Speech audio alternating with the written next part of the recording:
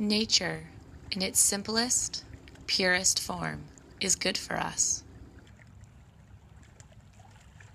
As humans, we gravitate to it in order to restore and to rejuvenate, to heal and to feel at peace.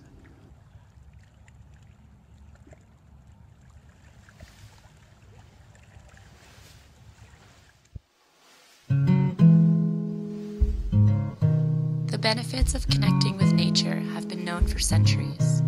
Over 2,000 years ago, Chinese Taoists created gardens and greenhouses that they believed to be beneficial for human health.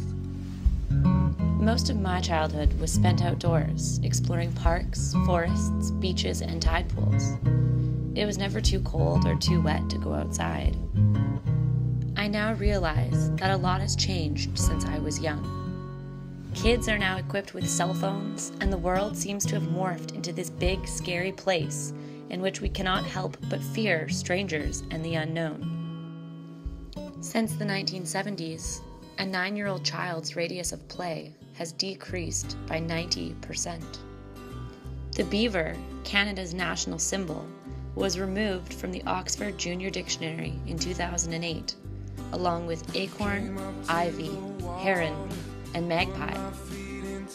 The fruit, blackberry, was replaced with BlackBerry, the brand. As a modern society, we are becoming disconnected from the natural world. We live in an electronic era that is ruled by screens and computers. Canadian children are spending an average of 8 hours a day on screen. Richard Louv, author of Last Child in the Woods, coined the term nature deficit disorder to describe the behavioral problems being exhibited in children as a result of them spending less time outdoors. Natural connections are critical to health and social well-being, and without them, our children's academic and developmental growth becomes stunted. Children's social, psychological, academic, and physical health is positively impacted when they have daily contact with nature. The benefits of connecting with the natural world are numerous and include that it supports multiple developmental domains, supports creativity and problem solving, enhances cognitive abilities, improves academic performance, reduces attention deficit disorder symptoms, increases physical activity, reduces stress, and improves nutrition, eyesight, social relations, and self-discipline. Interactions with the environment stimulate critical thinking and risk-taking skills, while unstructured play outdoors influences overall brain development. The natural world is uncluttered by the negative emotions or feelings towards a classroom, and remains a space associated with fun and play, and is not tainted by failure.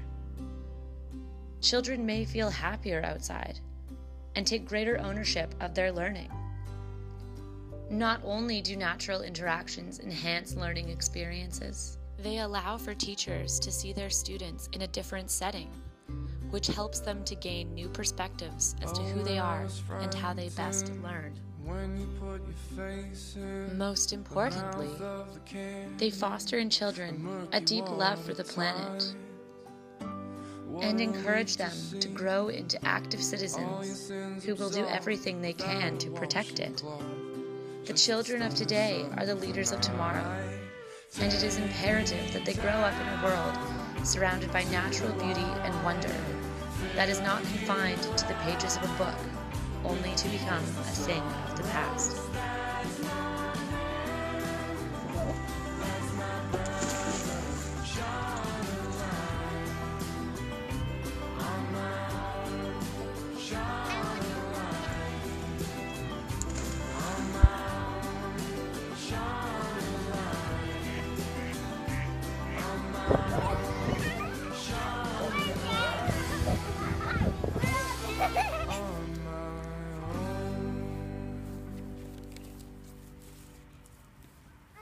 Was that fun? There is a common misconception that nature-based learning is only relevant to science curricula. Unfortunately, its potential in other subject areas is often forgotten, when interactions with the environment can actually enhance a student's writing.